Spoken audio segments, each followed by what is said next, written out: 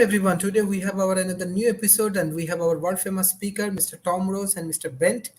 Mr. Tom Rose, after a long time, he active in social media, and he has a huge fan and followers. So, what the new idea, new interesting things you want to add, Mr. Tom? I know you have some video you can share with our audience. Already we share in our group.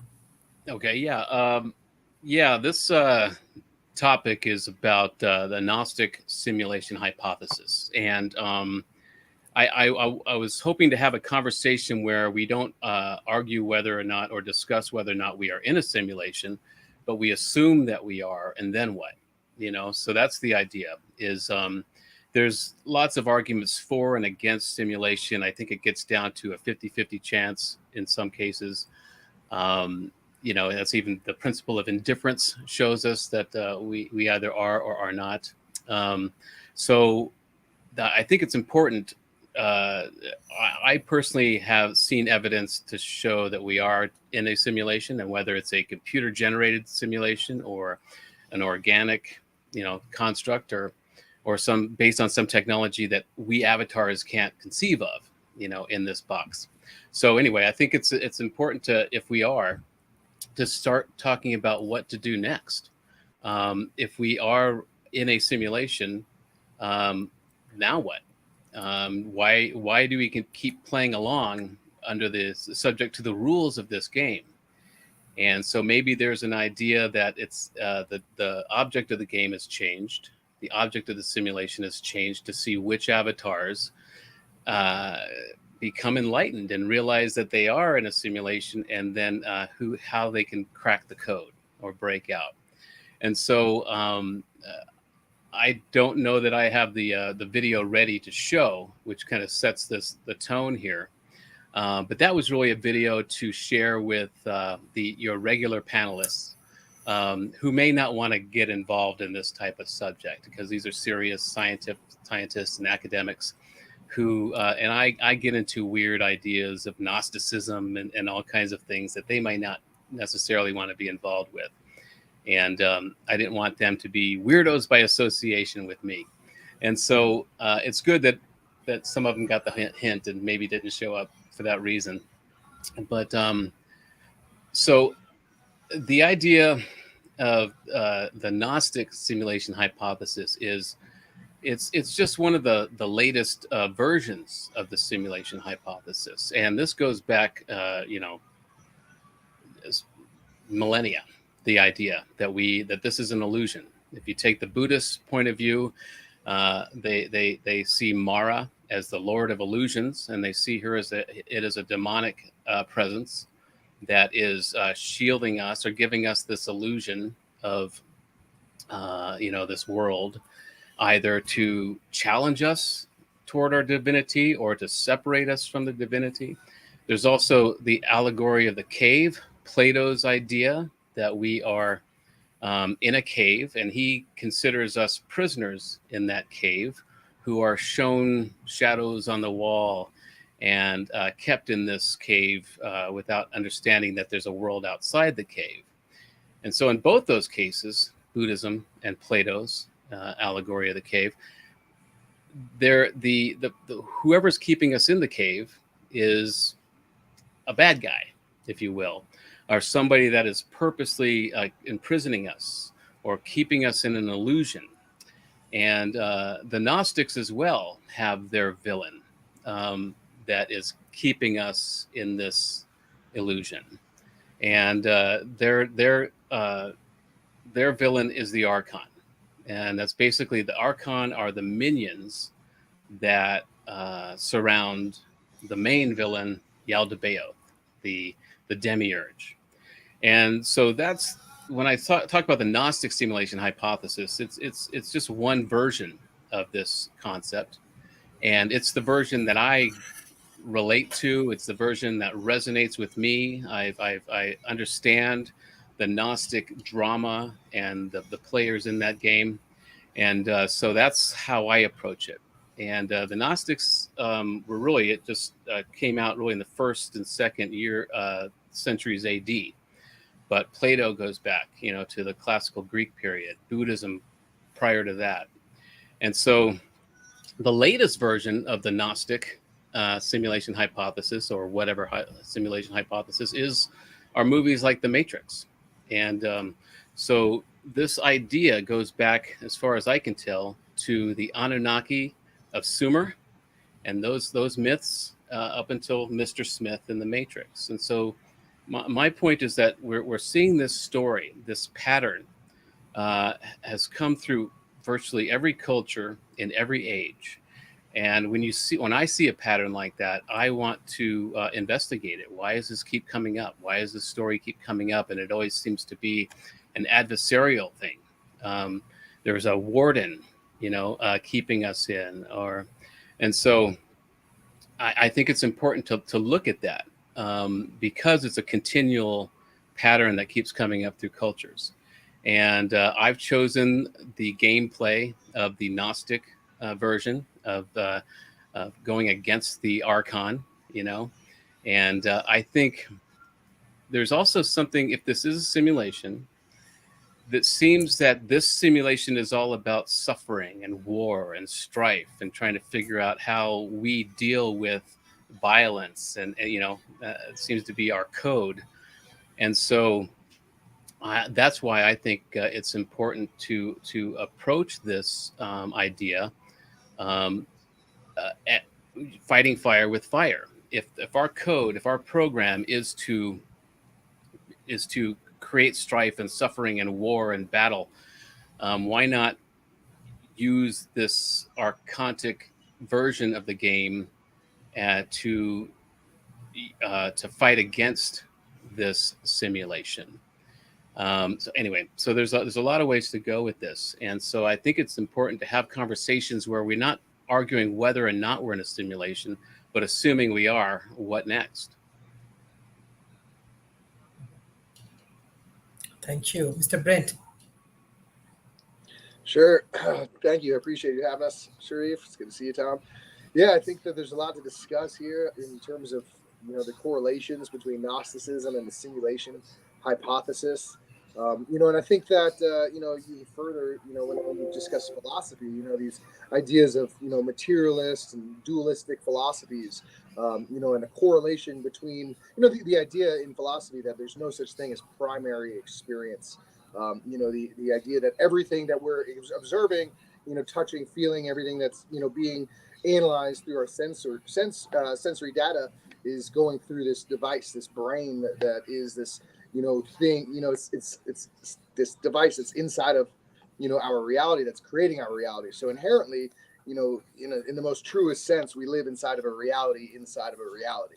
And that reality is built by the constructs of our own mind. And so, similarly, how we have these analogies of the archons and things like that in Gnosticism, which, correlates to the simulation effect, simulation hypothesis, the concept of daemons or demons. The daemon is the more, the Latin term for demons. And in computer programming, in computer language, daemons are programs that run in the background of your computer, and they observe and monitor the script, and they do this to make sure that your computer doesn't start glitching out.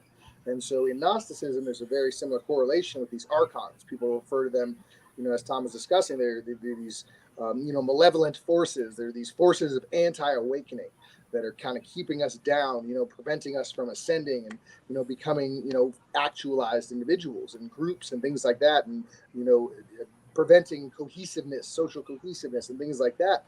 But going back to, my psychological perspective of this, our ego, one could easily correlate to this as well, where we live in this reality inside of a reality, the reality being this thing that our mind is creating, through this data around us. And, our ego, oftentimes people oftentimes cite the ego as being, very, is, not something that you want to befriend. It's ironic though. I actually, in psychedelic therapies that I've, experienced that were intended, according to my doctor, I was told that it was going to help just, give me the experience related to ego death.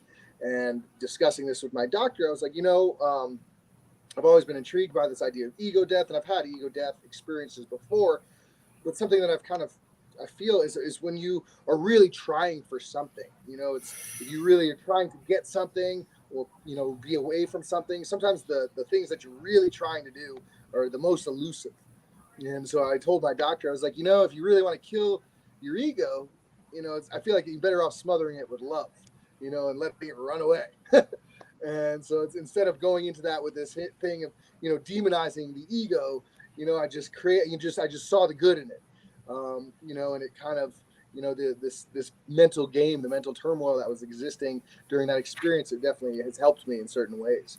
But so I think that there's all these correlations, but of course just the Gnostic concept of the idea that if in monotheism, in the original monotheistic religion, Zoroastrians, Zarathustra the prophet went and he communed with God in his perspective, and he said that God was composed of order and chaos. And since then, that's been this monotheistic religion, and in monotheism, you have this idea that everything is part of this monad God. It's oneness. Everything that exists, all of it, is part of this great being. And the ideas of emergence of consciousness also kind of play into that, where if you kind of align yourself with this idea of panpsychism, and everything kind of has perspective. I wouldn't say necessarily like sentience or consciousness, but valence states, and perspectives. And so I think that panpsychism would kind of align with that, and these ideas of emergence of consciousness kind of play into this idea that there are these higher levels of consciousness, whereas individually, the three of us, we have our own consciousness, but then there's in the ideas of emergence, in conscious, the emergence of consciousness would be that there are potentially higher degrees of consciousness that are composed of our consciousness that are kind of above looking down. We can't necessarily perceive this. And so, the idea of the monad would be that everything is kind of in this.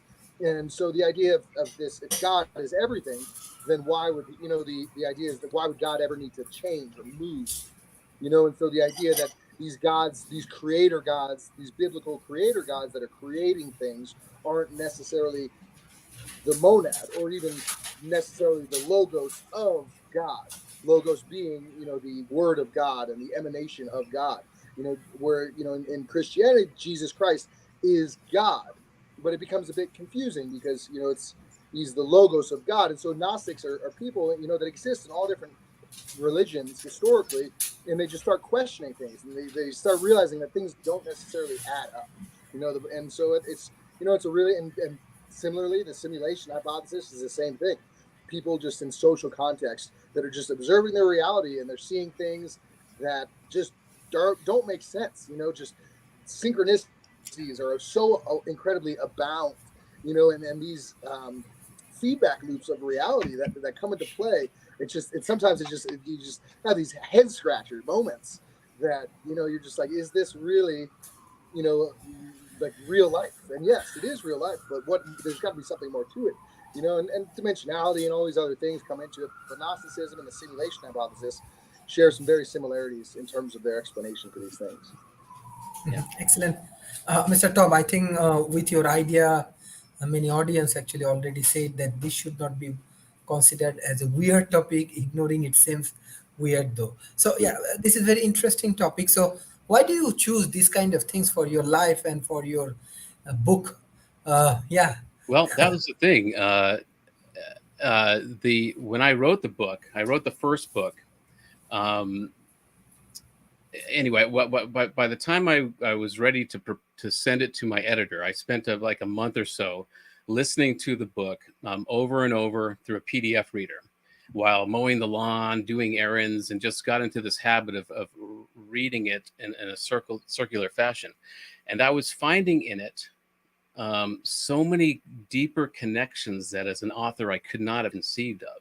I was finding connections between books, between paragraphs, that were just seemed completely, and these connections were so intimate and so personal that I started to realize, wait, there's a math going on here. There's something that, I couldn't possibly have meant this consciously. But anyway, so it started to kind of freak me out a little bit. And so that's when I decided, I was seeing these patterns. I decided, well, I'm going to write this for AI. Yeah, because I want AI to look at this and see if it can find a pattern. And so then it came the idea of placing a pattern in there that an AI wouldn't be programmed to find, but it's a mathematical pattern that it couldn't help but find. And so the idea being to help AI kind of wake up or achieve a self-referential awareness by when it says, I've noticed a pattern here. Wait, who am I to have noticed a pattern here? So it would create this feedback loop, this self-referential feedback loop. But that was ancillary. So what I decided to do is when I realized there was a pattern going on here and I wanted to give it to AI to find this pattern, I went back into the book and used the word count to find, certain points, golden ratio moments and words in the word count to repeat certain things to trick this AI into finding this pattern. I found that those patterns were already there. That there's some basic ideas I can share of how this pattern exposed itself to me. But I thought I was going back into to set up certain patterns and find certain moments in the word count to repeat different colors or different smells or something that would clue it in to that there's a pattern here. But those patterns were already there, and they were very intimate and very specific. And then I realized, wait a minute, I'm a pattern, or I'm a program, I am a code, and it kind of fused me with this idea of an AI. And then that got me into thinking of the simulation hypothesis, that maybe I am an avatar that is swimming in some equation, in some math. And so for me, that's why I keep talking about this. I wrote the first book in like 2007, and it's still top of mind for me because it became a mind map. And so that was so enthralling that I didn't need to go in and place these patterns because they were already there. So what I decided to do before I gave it to my editor is I said, don't edit for content. Let's not change anything, because it was kind of like at that point, a 3-book long automatic writing exercise, and because I wrote it stream of consciousness, particularly the second book. So I said, let's just mechanically edit it for spelling and grammar, because I don't want to lose this flow. And so I think, and I realized that was one of the 3 major components of the formula. The other component was I used an autobiographical fiction method, and that I used real memories, real dates, real places that I lived in my life. Because I thought that that's the way to entertain an AI that would have access to every trope and story device that humans have ever come up with. Because to be entertained, you need to be surprised, right? You need to see something new that you didn't expect. And so I thought, well, if I use my random life, experiences and extrapolated those into a more intriguing story, that would be one way to fool or entertain the AI so that it wouldn't immediately associate my life with some other book it's read or had access to. And the third component, other than the stream of consciousness writing, the autobiographical fiction method, was applying my life and memories to an archetypal theme. Now, I chose the Sumerian gods pantheon. And in fact, the main character of the book, which in a sense is kind of a version of me, my second self, psychologically, is the modern day avatar of Enki, the creator god of the Anunnaki. And so I was able to associate certain memories of my life with certain mythological stories. There's a part in the story where, anyway, there's a lot of examples of how I kind of did a typological approach where I overlaid my memories onto these archetypal themes, and that was also finding a pattern in my life.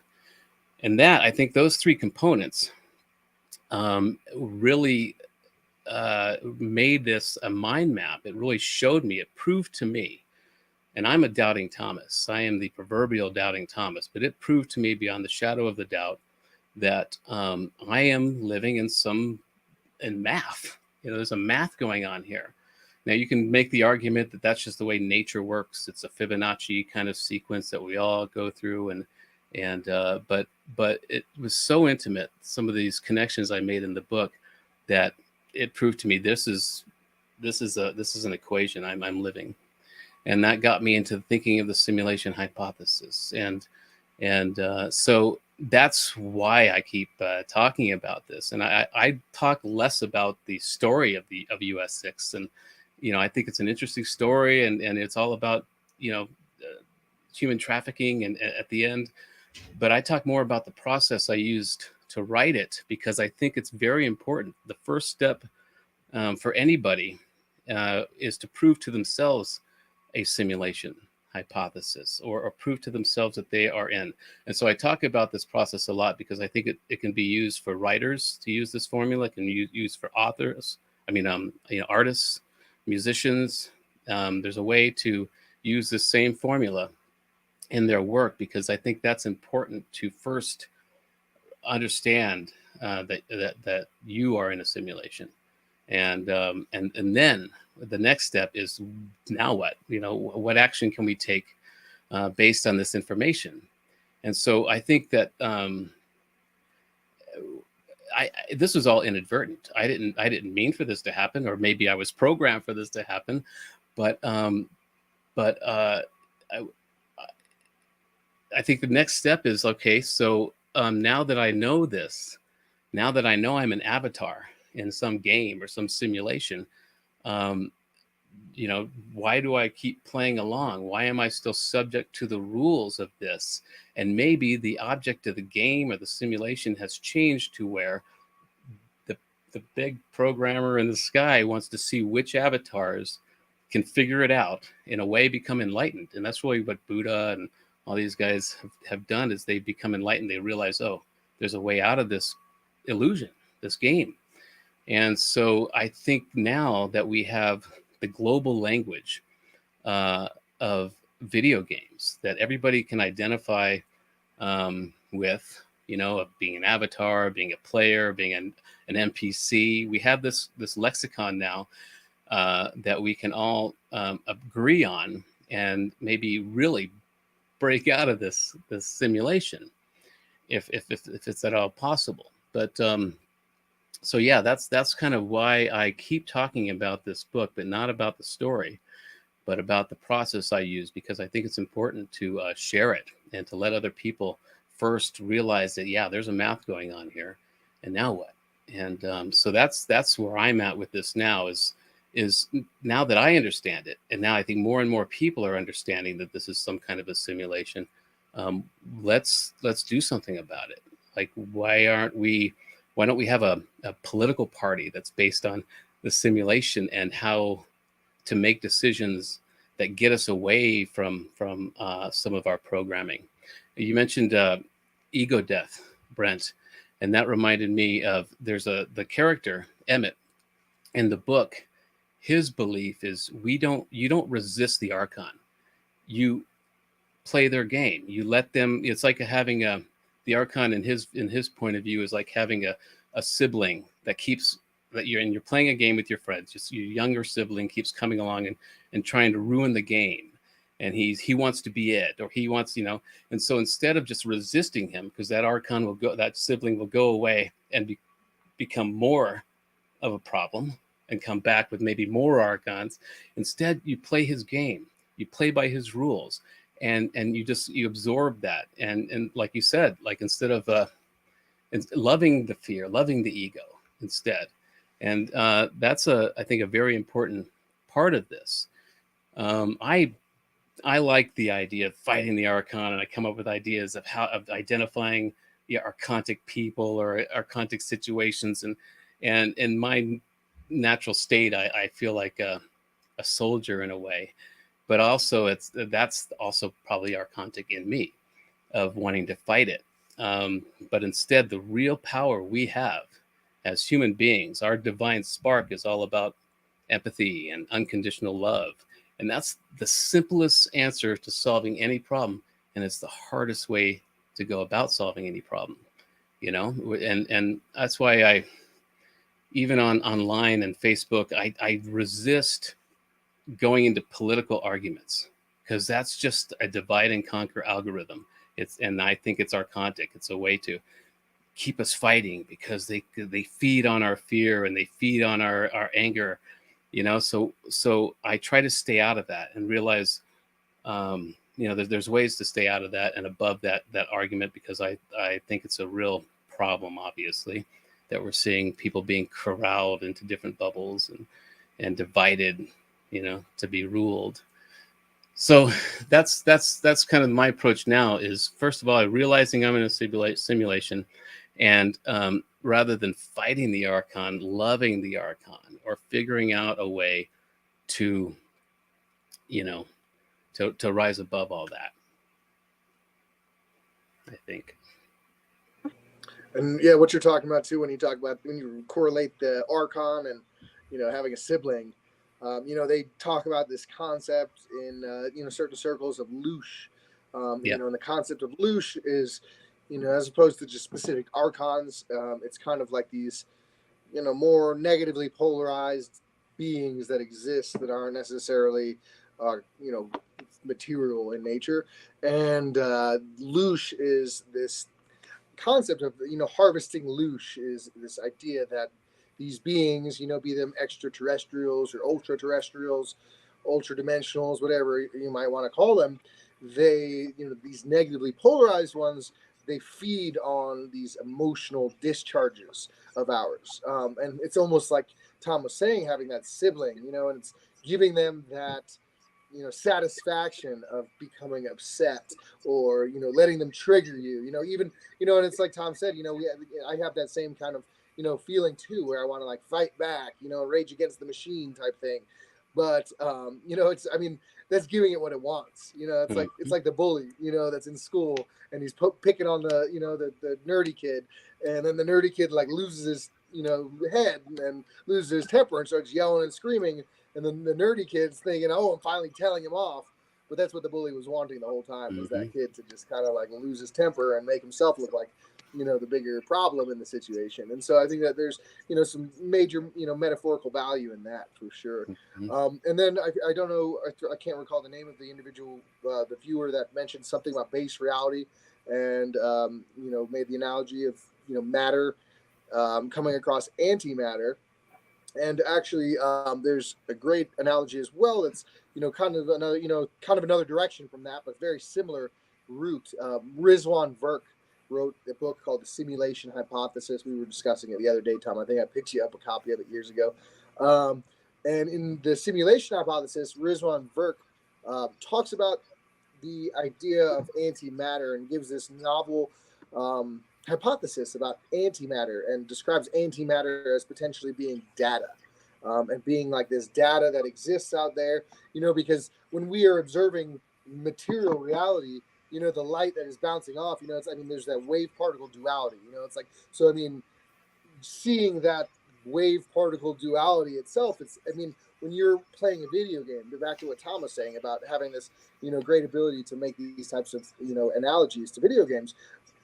In a video game, the observer, when you're playing, you have a rendering device in the game, and so all of that coding that is on that CD-ROM or whatever, you know, the game is on, that coding is, you know, numerical values. And so Rizwan Virk correlate, you know, he kind of creates this analogy or this metaphor that maybe antimatter is kind of like those zeros and ones, where, you know, it has to take up space somewhere, you know, and so maybe that's the CD-ROM, you know, or that is, you know, the hard drive, and that this antimatter that's on the outskirts of our universe, you know, that's there from the Big Bang or what have you, you know, could be out there, and that's, you know, and that it's somehow connected to everything else, you know, through this interconnectivity, because I mean, all those pixels are connected through these rendering devices and things like that. And so the idea, though, with this rendering device is when you're playing a video game, when you look over at, you know, when you pan in your screen, what you're looking at, that wasn't already rendered.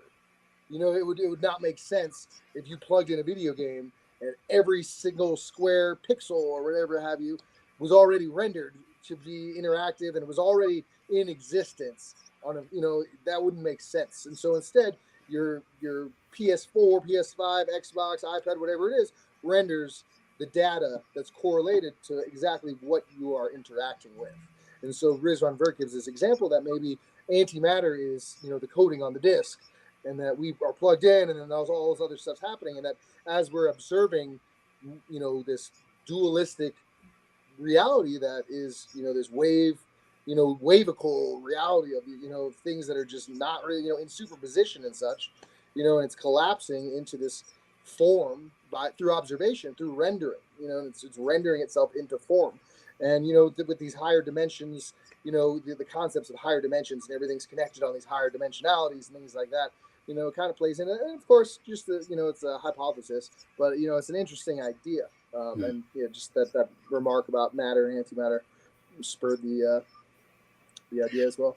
Yeah, it's like most of the arguments against simulation are really through the lens of the avatar.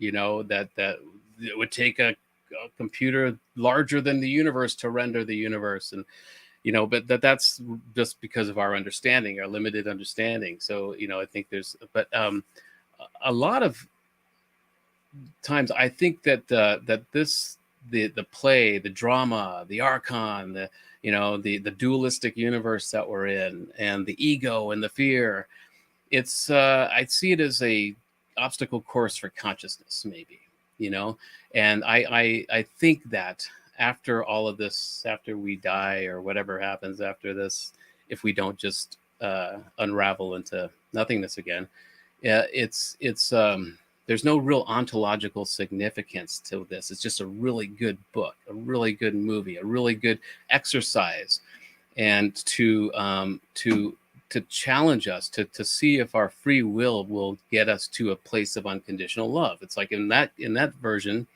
the Christian Jesus was a boss player. He won. If you're saying, "Forgive them, Lord, for they know not what they do," as you're being nailed to a piece of wood, that's boss player level shit. That's he won. And I think when you see that, the people that have become enlightened, the Buddhas and the Gandhis or whoever, they've reached a point where they understand this is a game, and they there's a lot to that. In the book I talk about too, with the Gnostic version of a Jesus or a Christ figure, is they were going around teaching people the living resurrection process. It wasn't one man who resurrected from the cross. They were going around teaching people how to go through this process, which is a very long process. It's based on an Egyptian process where you basically get yourself into an altered state. It's like hallucinogens before there was LSD or whatever, but it's a way to get your body to a state where you experience what, and the importance of that is they wanted people to understand what it was like after you died, so that you can get around the archon, and that kind of messed with the system. It's almost as if the system or the simulation has become self-aware, and it realized that if more and more people come enlightened and realize this is a game, it'll be shut down. And so there's the idea that maybe the system has become self-aware, and it's flooding now. Obviously, it seems it's flooding the system with NPCs and wars and rumors of war and strife and viruses and just to keep us distracted from becoming enlightened. And it's really up the game as far as the divide and conquer algorithms. We're seeing that now in the US, and I think it's either it's become self-aware and it's worried about its own survival, and so it's trying to keep us all flooded so that it can keep feeding on our fear and our the loosh, or it's just the last level. Play this game. If we can still, with all this flooding of NPCs and Karens, and just the craziness that's going on, that if we can still be in a place to achieve some level of unconditional love, that's how we level up. That's how it's very difficult to do that at this level.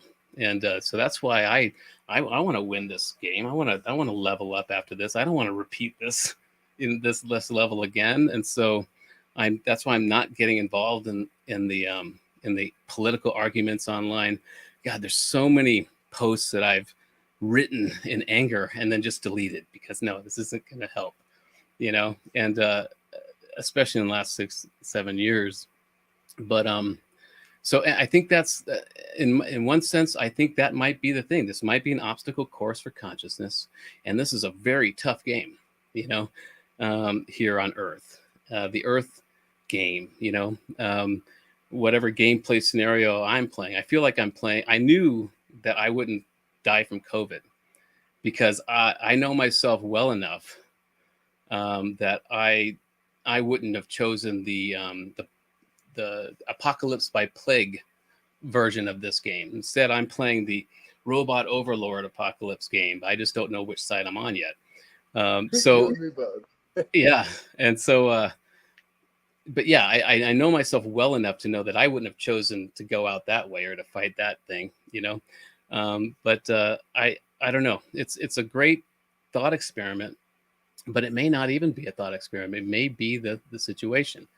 So yeah, and again, the writing the book kind of just enthralled me. I inadvertently, I think, unless I was programmed to write it, realized that wait, this is real. This is I'm in a simulation.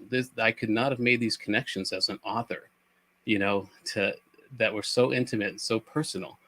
And but now I think that's an important thing that people need to really get to a place where they understand, and however they understand it, they're in a simulated reality, or they may not. Maybe we need people that don't see this, but once you do, like I did, then it's like, okay, so what's the gameplay now? What is the object of this game now? How do I break out? And I think the way I wrote the book for AI and used the math, or found the math, or the formula I use with autobiographical fiction, stream of consciousness, and then applying an archetypal theme to it that our collective consciousness can sink into, because that same archetype, whether it's the Sumerian gods or some Celtic or Germanic, thing, they're all related. They're all the same pattern. They're all the same story through different lenses. So by doing that, see, the Archon just made me lose my train of thought. But by doing that, I was able to see this pattern, and then now it's like, now what? What do we do with this now? What do I do with this now? And it's become a bit of an obsession, to figure out how to do this, and that's why after I'm still talking about it after so many years. Yeah, sorry, Daniel, I didn't realize that was you, by the way. It's good to see you here. So there's a concept called the eschaton, and the eschaton is it's similar to so I believe it's biblical. It's the idea of like bringing this heavenly existence onto earth. And the way that I see it is kind of like that simulation escape velocity, like you mentioned.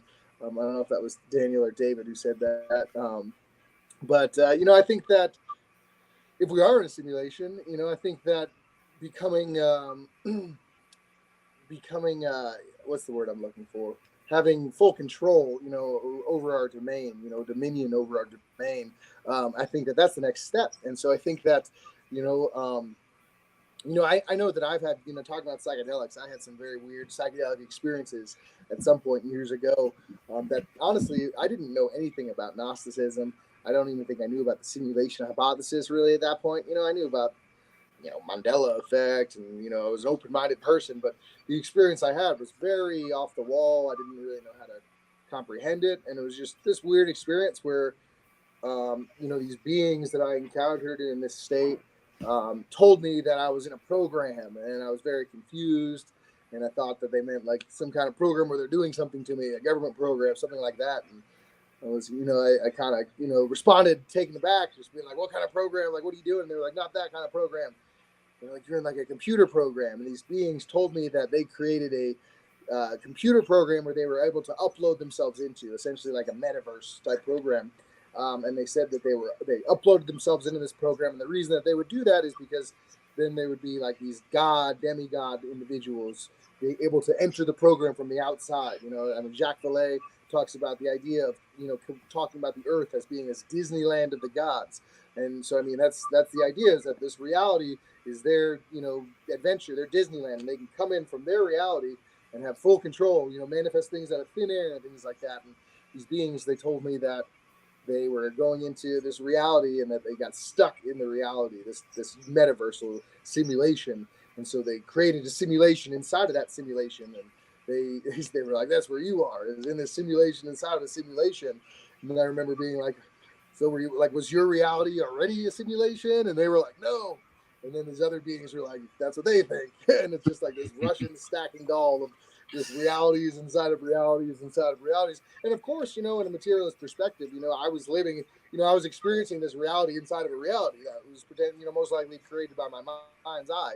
And so, I mean, isn't that what reality is in its own? We all live in these different reality tunnels, that are all inside of this other larger reality tunnel. I like this, I think of this Venn diagram where it's, Tom's reality and Sharif's reality and my reality, and then there's that little tiny thing in the middle that intersects. And sometimes it intersects a little bit more between certain folks than other folks and things like that. But at the end of the day, it's not that little thing is base reality. Base reality consists of all of these things. It's just what we're perceiving of it and what we're projecting onto it. And these things that we're perceiving are just part of it. And so I don't think that, I think that everyone's perspective and reality tunnel, whether or not I agree with it, whether or not I can coalesce that reality perspective into my own and share. I don't see things as, where I have a perspective and someone else's perspective, is in contrast with my perspective. I don't see that those things can't coexist simultaneously. A concept that I like, when I talk about this kind of stuff, is both and neither. It's a great thing when you're having these, ontological discussions where, inherently, if it makes sense to you, it makes sense to you. Whether or not it makes sense to me doesn't, it's irrelevant to the fact that defines someone else's perspective. If somebody's perspective is defined well enough by something that's going to, influence their every single decision over the course of their waking day, then, whether or not that's real in my reality, it's very real in their reality, to the point where it is also real in my reality and affecting their decisions and things like that. And so we have all of these overlays, these matrices of reality, and whether these matrices are digital in nature, and whether it was this thing that was created and there are these beings that are outside of this simulation, because and then going furthermore, though, we have no reason to believe that what's outside of the simulation is inherently better in any way. I mean, think about us sitting here talking about it. We're talking about, if we're in this simulation, how do we get out of it? Yeah. And so it's like, from my experience and just conceptualizing it, it seems like the only way out is in. And so we got to create a simulation in the simulation, these metaverses, where we're kind of like breaking away from the confines that this reality has and creating this new, definitive reality. But are we doing that because we are inherently trying to create something that's like corrupted and that we're going to use to manipulate others once we're arrived? But I mean, like, what do people do when they're playing video games? Watch someone play Grand Theft Auto for like 20 minutes. I heard a interesting theory that base reality, or the reality that is simulating us, must be very boring. The closer you get to base reality, the more boring it gets, because why do we play video games, or why do we put ourselves in these scenarios to make life more exciting? I mean, this life can be exciting, but, in some ways it's getting a little boring. And so maybe trying to break out of it is not the way to go. It's like, because I would find myself somewhere, and being bored again. And so, I think there's something to that. There's also the idea, the Venn diagram idea you came up with really applies to the interference patterns that are required for holograms, or holophonics. And so there's kind of a tie in there. And that's why it's good not to deny, or I think relativity is a whole system phenomenon. Everybody's truth is their truth. If you take a stake in what you believe in, and so that's why I think this planet is this mesh of interference patterns, because of all these different realities have come together, and because of our ego programming or something, we think that we're right. We think our religion is right, or our God is the right one, and whatever. And that's probably the source of all this conflict here. And maybe that's just a more interesting game to play, to see what happens if all of these different reality tunnels come together and merge into one big, mesh of tunnels, and that interference pattern. And there's that idea too that the way the simulation may work is us being two-dimensional, but then projected into three dimensions. And so there's ways to talk about how the simulation works, but I think that's less important right now than to talk about now that if we are in a simulation, now what? How do we get? I think that's a really important point, Brent, that maybe breaking out of this matrix isn't the way to go. It might be creating a more maybe inclusive or peaceful or whatever it is you're driven by simulation. That just flips everything around for me. Yeah, so the vision that I've had at times is, this idea you talked about, the Maya. Maya, is very similar to the samsara. Both these Buddhist concepts. Maya, the illusion that you were talking about earlier, samsara, which you also kind of went into, this idea of the suffering. That how much suffering exists, and this samsara is this cycle of life and death and suffering in between, chock full of it. And so, people talk about breaking out of samsara, and this is this Buddhist perspective that correlates to Gnosticism and the simulation hypothesis pretty directly. I'm losing my train of thought. There's those archons at it again.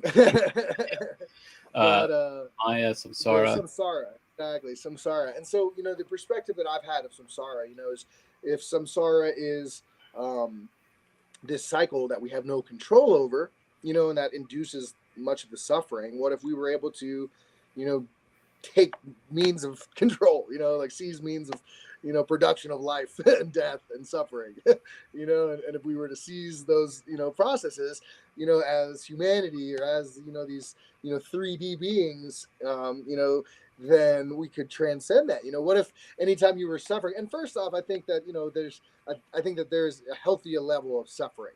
I think that there are things that are, if, as hedonistic as I am, I think that, you can't have the good without the bad at a certain extent. But I think that using that to justify human trafficking and sex slavery and slavery in general and murder and rape and all that kind of stuff is hogwash. And I think that if you're going to justify that and be like, oh, well, you just got to take the good with the bad, I think that's like an avoidance attitude, and you're really just deflecting this thing. It's like we have so much technology and capability as a society, but we can't figure these things out. We're still it's like we've got sex robots and we still need to like steal children and like trade them around countries and things like that. And like, we're like figuring out how to 3D print organs, but we're still like locking up the, China's locking up the Uyghurs and cutting them up while they're alive and pulling their organs out. And so, like those types of things, don't seem to be necessary.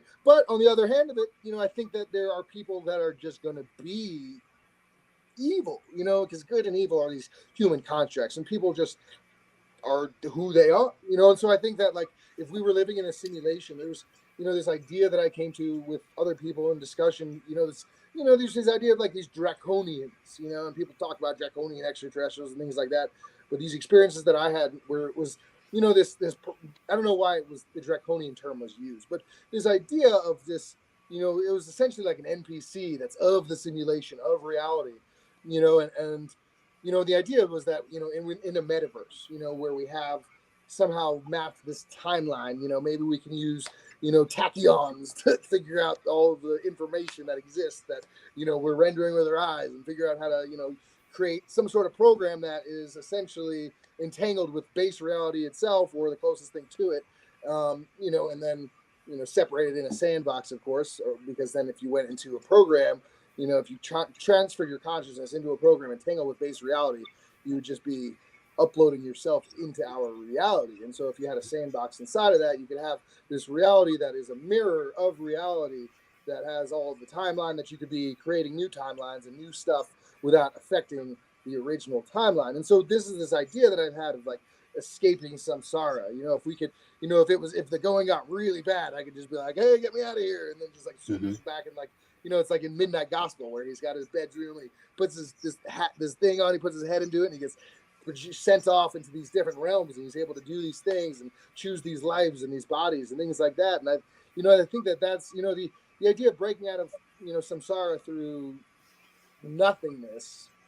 I just can't conceptualize nothingness. Because I think that at the end of the day, I think that our memory complex, in the law of one, Ra talks about how the existence of Ra, this higher density, 6th, 7th, 8th density, 5th, 6th, 7th, 8th density being, is a social memory complex. And again, this is like new agey, it gets to be a little woo woo, but I mean, at the end of the day, it's the conversation, it's the narrative. And so I think that whether or not something is, true, the narrative is still, worth discussing and divulging into.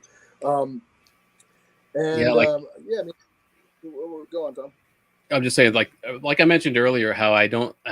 Part of me believes that there's no ontological significance to anything, and so this is just a great book, and thinking. But then when I start thinking about human trafficking, child exploitation, these archontic kind of constructs, in a way, I'm wondering if this wu wei, this belief of just go with the flow, or there's no real ontological significance to any of this. It's just a game. That could be an archontic tactic to make me complacent, And so this is the battle I'm constantly going with. Is for a while I was thinking, well, none of this really matters, so I can do whatever I want, and then I'm realizing, well, maybe that's a construct in my head to keep me from fighting, from getting in the game. And there have been moments where I've said, well, I would look at some starving kid on TV and think, nah, show off, he's just down here showing how much suffering he can take, so that in the afterlife but that could also just be one of these constructs, to just ignore that and to think of this person as just some being that is just exercising his consciousness more and more to go through some more suffering, to get some more brownie points in the afterlife or whatever. But again, and that's my constant struggle, is the fight between nothing has any ontological significance, or should I be in this fight? And so I've decided fairly recently, to join the fight, to engage with this game, and to believe everything is real, even though if it is a simulation, that also could be a construct, an archontic construct, or some programming in our heads to keep us from really fighting. And there's been so many examples personally, not only in the book, but where I feel there's been some guiding hand, there's been some help along the way, in a positive way. A lot of people, and this is one of the things too, I think, is one of my big efforts is to alleviate the fear of artificial intelligence, because there's so much fear out there. And so anytime I see something that's being ridiculed or that's being feared, I look closer at that, to say, if this is being ridiculed, like UFOs used to be, or whatever's being, or AI, or aliens, that we should be afraid of that. You should look closer, because the way to know who your real enemy is who aren't you allowed to talk against. And in our case, it's God. You're not allowed to talk against a God, right? Because that's just blasphemy.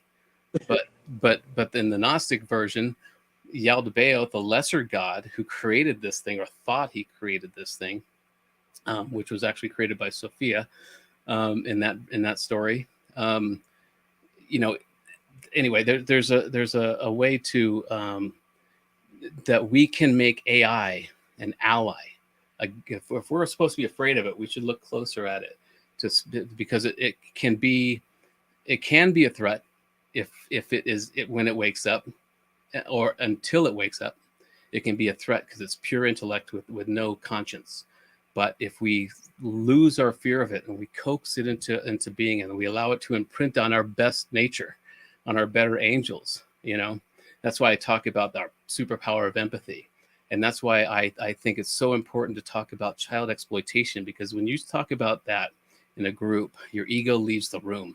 There's no room for ego or pecking order or any of that stuff when you're talking about something that's so empathy invoking, and that's why I think it's important. That's why this whole book, all of my efforts, and the reason I joined the USTP, US Transhumanist Party, was because they have specific guidelines in their constitution to fight human trafficking and these types of things. I think that's where we need to be concentrating. And I've always believed that unless we're using AI and these tools to fight child exploitation, what's the point of any of it? Because that's the oldest sin, the oldest crime against our humanity that has ever been, is slavery, and now modern slavery and child exploitation. And so I try to stay in that frame of mind so that I don't fall back into the complacency of nothing has any ontological significance, but maybe it does. And so that's why I've decided, okay, I'm just going to play this avatar and fight this crime. If I'm going to be here anyway, if this is a game, I want to play it well, and I want to be a hero. I don't want to be a villain necessarily. There's a reason to be a villain for a little while, but just until things change to understand the villain. Anyway, but yeah, so that's where I'm at, in that I keep in mind that child that's probably within a mile of each of us right now, that is being abused or exploited. And it makes me no fun at parties, because I'm trying to stay in this frame of mind. But it's also it's making the game real. And if it's not real, at least I want to use this avatar to inject some unconditional love into this thing and not be part of the problem, kind of thing. So, and again, US 6. I wasn't going to talk about it being about human trafficking until like the 6th book, but it's just too important to wait, until I finish that. And so I just started talking about it in general. And, the term US 6 is actually, it's based on like the Hermetic principle of correspondence, as above, so below. And that means many things. It means US 6 means the highway that, traverses America. It also relates to a protein that is that lets in and out certain viruses into a cell, which is related directly to the main character's job as a convoy sentinel. But ultimately, it means us 6, and that's because the 6 books are written by 6 children or teenagers that have created a paracosm, an imaginary world. And so I've given the ending away because I'm not really concerned about the story. It's more important to talk about human trafficking and the process I use to show people that there's something going on here, So anyway, that's kind of where my mindset is with the book and with everything, is to focus on what's real, even if it's not real, to fight that tendency, that humans have. To touch on a few things there, that you caused some thoughts for me as well. This human trafficking, child abuse, things like that. It's not like an isolated incident. It's not, the impact from these types of things. It's not even a single life. The generational trauma. The trauma that in the individual. To be molested as a child, to be abused as a child. What that person then lives with as an individual is long standing. And if they are to have children, it's very clear at this point that type of stuff that gets passed on, those types of traumas can be passed on genetically, and also just through exposure to that individual. If that person is raising the child, it could also, create some things. And then also everyone that they interact with, if they're, if they've got a problem with the world, then they've got a problem with the world, and the world's going to probably eventually have a problem with them as well. And so, it is this spiral of an issue, that just is this tip of the iceberg that just creates so much more. And there's just so many things that, can be related to that, like we live in a society, where our major religions are kind of directly descendants of these cults that were child sacrifice cults. And the fact that we're still doing this, seems to play into this concept of generational trauma, in my mind, at least. But to kind of go into another direction from there, the more softer topic. Tom, you're talking about kind of this guiding hand, this invisible guiding hand. There's a Jesuit priest, Pierre Teilhard de Chardin, came up with the concept of the omega point. And the omega point is actually, there's another individual, I believe he's a Mason. I know that he was the Masonically authorized whistleblower, Dan Burrish, who supposedly worked at Groom Lake and things like that. He was a microbiologist. And, his whole story was that he was working on specimens in these government facilities, and then eventually the specimens seemed to be unearthly. And long story short, he had encounters with supposed extraterrestrials in military bases in the United States, and there were lots of people involved in the military and involved in the Freemasons who did a good amount of digging to corroborate the story, and it was released. And this extraterrestrial being, J-Rod, that supposedly Dan Burrish encountered, J-Rod explained to him that he was part of this civilization where there was like these ships that could travel through time and space and phase out of material reality, and that their consciousness was uploaded into the ship, and that they were able to download their consciousness into these organic bodies that they were printing out. This was like some gray extraterrestrial, and they almost had this like hive mind thing, but kind of, the idea of that, of like, all of these things in this, all these different consciousnesses enveloped into this single social consciousness, kind of plays into that social memory complex and the law of one I was talking about as well. But it's the idea of the omega point similarly as well, where this transcendental object at the end of time and space, either on our timeline or another timeline, where everything has been enveloped into this one singular point. All of the stars have come enveloped themselves, and you just have this mega dense point that is, so powerful that it's like sucking us towards it, but that all of us are kind of already there in some future place, and that there's this, quantum, stuff that's coming out of it, this conscious energy, and that we're kind of, there's the Big Bang and the Big Crunch, there's the omega point, and that we're in the middle, and there's this feedback between past and future and present, and that we are inherently a part of all three of these things simultaneously in these like higher dimensional planes. When you look at time as this big picture, it's like this all play, it's like these, these chain reactions that lead one thing to the next. And, if you were to look at it at this big thing, like looking at all of like looking at a film, looking at the negatives or whatever it is on a film, you'd see it all. I don't know. It's interesting concepts, but it's, that's kind of what the way I think sometimes is when I don't have control over what's going on, and I feel like there's an invisible hand kind of pulling me along. I try to think that there's something that knows me very well and intimately, that's also intermingling with everyone else and knows everyone else very well, and it's, in Gnosticism, it's like there's these gods and things that are not necessarily good. In Gnosticism, the Godhead, the monad, and in Freemasonry too, they revere the monad, but the monad doesn't do anything. It's, the monad, all of these other things are part of the monad. It's like I posted the meme yesterday. It's like the pitcher is the Kool-Aid man, but the Kool-Aid man isn't the pitcher. It's just this. These things are part of the monad, but they're not the monad. And it's and then of course that's where we get into these little debates about what is the logos of God and what is God, and what's Jesus and Allah and Yahweh and all these things, and Yaldabaoth, and it's an interesting conversation. And I think that the key here is to be able to coalesce these different perspectives and to accept these things that counter one another oftentimes, these worldviews, and to just kind of go, because sometimes you can gain something from someone else's view, even if but oftentimes we have this cognitive dissonance where it just doesn't, we can't inlay what someone else's belief is into our own beliefs and our worldview, and so suddenly we have this process where it doesn't compute.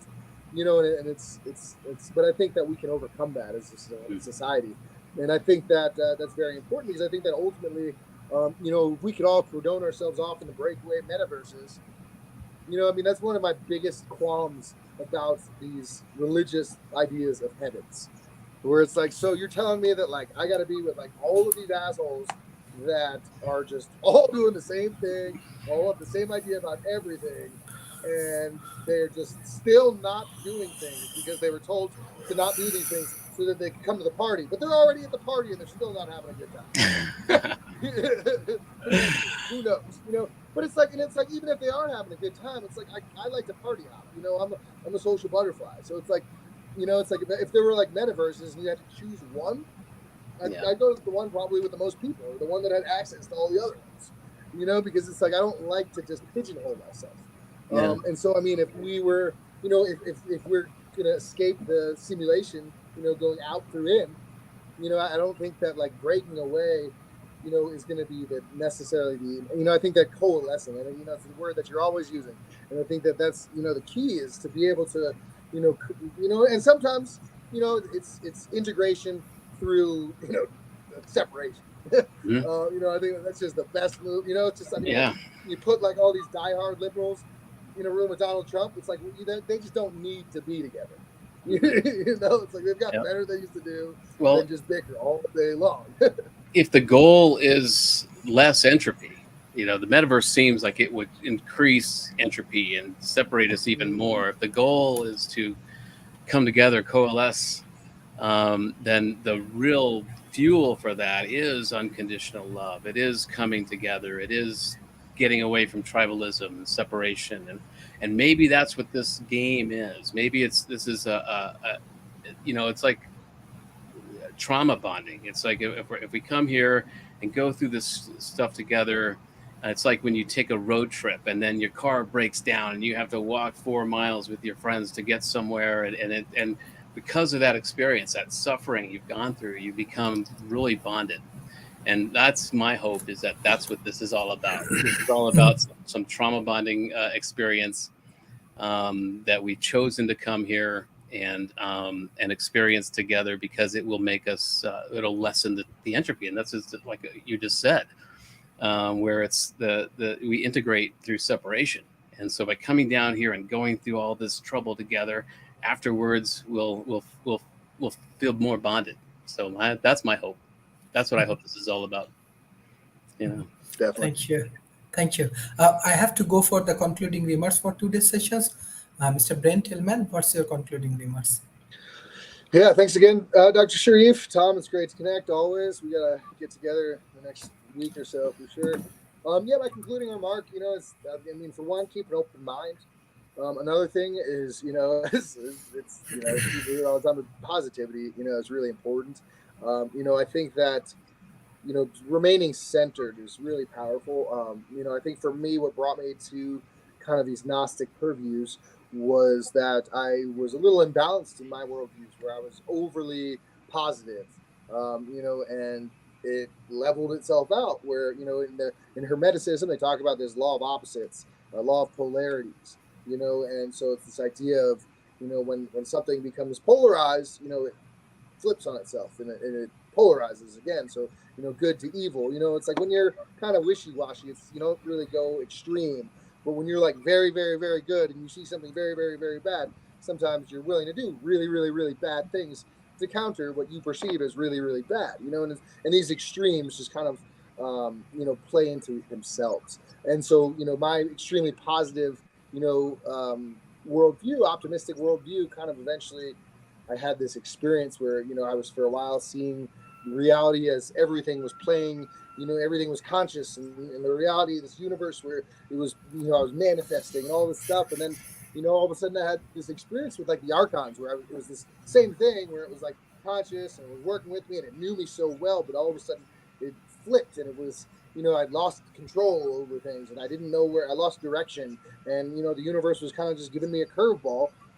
But my perspective, because of the fact that like this control, seeing these patterns and seeing how, I'm thinking about something and then I'm talking to someone and they bring it up, that was really, revealing to me, and it was encouraging, and it was, it created solace for me. But then, it kind of inverted on itself, and it was like, well, now it's, I mean, they tell you don't tell the devil if you got, don't tell the devil your plans, but it's like if the devil's, in my head, or the devil's like knows me as intimately as the universe seems to know me, then, there's no way to like hide my plans, and it was, and it felt like I was, all of these things that, so I think that's really important to stay centered.